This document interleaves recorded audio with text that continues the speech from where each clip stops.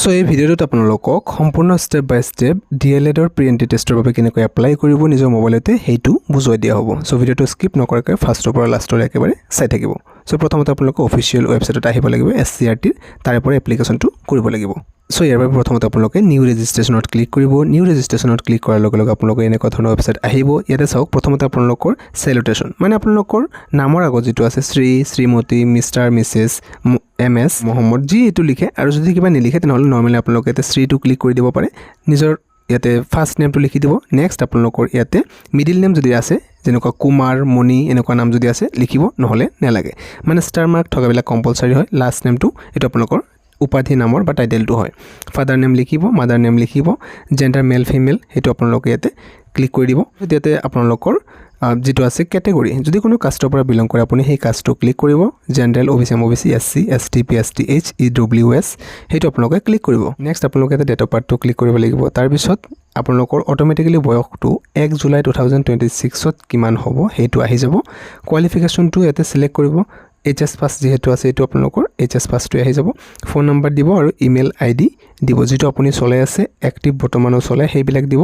Mobile number আৰু email IDটো বহুৱাই save and প্ৰচিডত click কৰিব। সো যেতিয়া আপুনি সেভ এণ্ড প্ৰচিডত ক্লিক কৰিব আপোনালোকৰ মোবাইলত লগে লগে এটা OTP যাব। OTPটো বহুৱাই ভেৰিফাই OTPত ক্লিক কৰি দিব। ৰেজিষ্ট্ৰেশ্যন সাকসেসফুল হৈ যাব। Go to login. সো আপোনালোকে লগইনত যাব। লগইন কৰিব লাগিব। যেহেতু মোবাইল নম্বৰ আপোনালোকে বহুৱালে সেই মোবাইল নম্বৰ আৰু আপোনালোকৰ ডেট অফ বাৰ্থৰে লগইন কৰিব লাগিব। আপোনালোকে ৰেজিষ্ট্ৰেশ্যন আইডিটো আপোনালোকে ইয়াতে লাভ কৰিব। আপোনাৰ নাম, ফাদাৰ নেম আৰু যিখিনি আপুনি বহুৱালে ইতিমধ্যে সেই ডিটেইলছখিনি শো কৰিব। আপোনালোকে প্ৰচিডত ক্লিক কৰিব লাগিব। প্ৰচিডত ক্লিক কৰাৰ লগে লগে নেক্সট ষ্টেপ আপোনালোকৰ এনেকুৱা আহি যাব। তাৰ পিছত আপোনালোকৰ কমিউনিকেশ্যন ডিটেইলছ আহি যাব। পাৰ্মানেন্ট এড্ৰেছ আপোনাৰ সম্পূৰ্ণ এড্ৰেছখিনি ইয়াতে লিখি দিব। নেক্সট কৰেসপন্ডেন্স এড্ৰেছ যদি আপোনালোকৰ প্ৰেজেন্ট এড্ৰেছ আৰু পাৰ্মানেন্ট এড্ৰেছ মানে দুটা যদি সেম হয় তেনেহলে আপোনালোকে ইয়াতে ক্লিক কৰি দিব। ইয়েস টিক মাৰ্ক কৰি দিব। অটোমেটিক্যালি ফিল হৈ আহিব। নেক্সট আপোনালোকৰ qualification details, higher secondary class 12 এক্সামিনেশ্যনৰ ডিটেইলছ বিচাৰিছে। বোৰ্ডটো আপোনালোকে HSSC হয় নে CBSE হয়তো বহাই দিব। নেক্সট মিডিয়াম টু ইংলিছ নে আছামিছ হয় হেতু আপোনালোকে দি দিব। ষ্ট্ৰীম আপোনাৰ আৰ্টছ সায়েন্স কমাৰ্চ আপোনালোকে বহাই দিব। ইয়াৰ অফ পাছিং কোনটো ইয়াৰত হায়াৰ সেকেন্ডাৰী পাস কৰিছে এটো আপোনালোকে টাইপ কৰি দিব। এটা টোটাল মাৰ্কস মানে কিমান মাৰ্কছৰ এক্সাম লোৱা হয় হেতু আপোনালোকে বহাই দিব মানে 500 আৰু কিমান মাৰ্ক অবটেইন কৰিছে হেতু মানে কিমান লাভ কৰিছে আপুনি এটো বহাই দিব। লগে লগে আপোনালোকৰ পাৰ্সেন্টেজটো ইয়াতে শো কৰিব। আপোনালোকৰ এটো হৈছে মোস্ট এটা important point, name of examination centre. So name of examination centre মানে আপুনি যিখন ডিস্ট্ৰিক্টত এক্সাম দিব এডমিশনটো তাতে লাভ কৰিব হেতু মন কৰিব।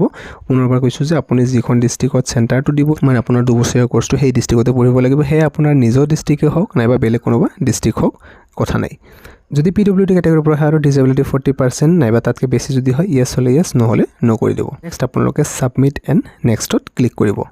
এতিয়া ইম্পৰ্টেন্ট ডকুমেন্ট কি কি আপলোড কৰিব লাগিব সেইখিনি চাও হওক। সো ইম্পৰ্টেন্ট ডকুমেন্টৰ ক্ষেত্ৰত আপোনালোকৰ ফটোগ্ৰাফটো আপলোড কৰিব লাগিব। ফটোগ্ৰাফৰ ক্ষেত্ৰত আপোনালোকে 100 KB টু ম্যাক্সিমাম সাইজ ৰাখিছে। JPG মোডত আপোনালোকে বনাই লব। প্ৰথমতে সিগনেচাৰটো 100 KB ম্যাক্সিমাম সাইজ ৰখা হৈছে। এডুকেশ্যনেল ডকুমেন্টৰ ক্ষেত্ৰত ক্লাছ 10ৰ এডমিট নাইবা সাৰ্টিফিকেট যত আপোনালোকৰ ডেট অফ বাৰ্থ প্ৰুফ হিচাপে মানে যত ডেট অফ বাৰ্থটো লিখা আছে সেইখন আপলোড কৰিব লাগিব। হায়াৰ সেকেন্ডাৰী মাৰ্কশিটখন আপলোড কৰিব লাগিব। নেক্সট যেটো আছে হায়াৰ সেকেন্ডাৰী পাছ সাৰ্টিফিকেট যিখন আছে সেইখন আপলোড কৰিব লাগিব। যদি কোনো ক্যাটাগৰীৰ পৰা বিলং কৰে আপোনালোকৰ ক্যাটাগৰী সাৰ্টিফিকেট বা কাষ্ট সাৰ্টিফিকেটখন ইয়াতে আপলোড কৰিব লাগিব। নেক্সট আপোনালোকৰ ইয়াতে সাবমিট এণ্ড প্ৰিভিউ ফৰ্মত ক্লিক কৰি দিব। সাবমিট এণ্ড প্ৰিভিউত ক্লিক কৰাৰ লগে লগে আপোনালোকৰ ফটোগ্ৰাফবিলাক শো কৰিব আৰু সিগনেচাৰটো শো কৰিব। তাৰ পিছত আপোনালোকে প্ৰিভিউ ক্লিক কৰাৰ লগে লগে এপ্লিকেশ্যন ফৰ্মখন প্ৰিভিউ হৈ যাব। মানে আপোনালোকৰ ৰেজিষ্ট্ৰেশ্যন নম্বৰ আহিব, name, father name, mother name আৰু যিবিলাক আপোনাৰ ডিটেইলছ বহুৱালে ইতিমধ্যে সেই ডিটেইলছসমূহ আৰু আপোনালোকৰ সম্পূৰ্ণ এড্ৰেছ, কোৱালিফিকেশ্যন ডিটেইলছ, কোন ডিস্ট্ৰিক্টত আপুনি পঢ়িব বিচাৰিছে নাইবা কোন ডিস্ট্ৰিক্টত আপুনি এক্সাম চেণ্টাৰ ক্লিক কৰিছে সম্পূৰ্ণ ডিটেইলছ শো কৰিব। আপোনালোকে ভালদৰে চেক কৰিব। তাৰ পিছত যদি সকলো কিবা ভুল হৈ যায় তেনেহলে আপোনাৰ এডিট কৰি ল'ব আৰু যদি সকলো ঠিক আছে তেনেহলে আপোনালোকে ডিক্লেৰেশ্যনত টিক কৰি দিব আৰু কনফাৰ্ম এণ্ড প্ৰচিডত ক্লিক কৰি দিব। এনেকৈ আপোনালোকৰ এপ্লিকেশ্যনটো ইয়াতে সাবমিট হৈ যাব। এটা আটাইতকৈ যেটো ইম্পৰ্টেন্ট পইণ্ট সেইটো হৈছে পেমেন্টৰ ক্ষেত্ৰত। সক পেমেন্টৰ ক্ষেত্ৰত আপোনালোকৰ তাতে অপচন পাই যাব পেমেন্ট ডিটেইলছ। অনলাইনত 600 টকা পেমেন্ট কৰিব লাগিব। আপুনি যিকোনো ক্যাটাগৰীৰ পৰা নহওক কিয় জেনাৰেল, OBC, SC, ST সকলোৰে বাবে 600 টকা পেমেন্ট কৰিব লাগিব। এইটো কম্পালসৰি হয়। সো আপোনালোকে এইটো অনলাইন মোডতে পেমেন্ট কৰি দিব পাৰিব আৰু এই পেমেন্টটো সম্পূৰ্ণ হোৱাৰ পিছত কিন্তু আপোনালোকৰ ফাইনেল সাবমিট হৈ যাব। আৰু পেমেন্ট নকৰিলে কিন্তু আপোনালোকৰ এপ্লিকেশ্যনটো অটোমেটিক্যালি কেনসেল হৈ যাব। হেতু মন কৰিব। যেতিয়া আপোনালোকে পেমেন্ট কৰি দিব তাৰে লগে লগে আপোনালোকৰ পেমেন্ট সাকসেসফুল হোৱাৰ পিছত একনলেজমেন্ট স্লিপ এখন লাভ কৰিব। একনলেজমেন্ট স্লিপখন আপোনালোকে ডাউনলোড কৰিব আৰু একনলেজমেন্ট স্লিপখন দেখাত এনেকুৱা হ'ব। এইখন আপোনালোকে ডাউনলোড কৰি আপোনালোকে প্ৰিন্ট আউট কৰি ল'ব। আৰু এপ্লিকেশ্যন কৰোঁতে যদি আপোনালোকে কিবা কুৱেৰিজ থাকে তেনেহ'লে আপোনালোকে ইয়াতে কণ্টেক্ট নম্বৰ দিয়া আছে, ইয়াতে যোগাযোগ কৰিব পাৰিব, নাইবা ইমেইল আইডিও দিয়া আছে, ইয়াতেও কণ্টেক্ট কৰিব পাৰে। চ' আশা কৰোঁ আপোনালোকে সম্পূৰ্ণ ডিটেইলছ ভালদৰে বুজি পাইছে। তথাপিও যদি আপোনালোকৰ কোনোবাৰ কিবা ডাউট থাকে তেনে আপোনালোকে কমেণ্টত নিশ্চয়কৈ জনাব, আপোনালোকক সহায় কৰাৰ সম্পূৰ্ণ চেষ্টা কৰা হ'ব। ভিডিঅ'টো ইমানেই আছিলে, নিজৰ সকলো ফ্ৰেণ্ডছৰ সৈতে শ্বেয়াৰ কৰি দিব আৰু আগন্তুক ইনফৰমেশ্যনসমূহ পাই থাকিবলৈ চেনেলটোত প্ৰথমবাৰৰ বাবে যদি আহিছে নিশ্চয়কৈ ছাবস্ক্ৰাইব কৰি ৰাখিব। পুনৰ লগ পাম নতুন ভিডিঅ'টাৰ মাজলৈ। এতিয়ালৈ সামৰিছোঁ, ধন্যবাদ।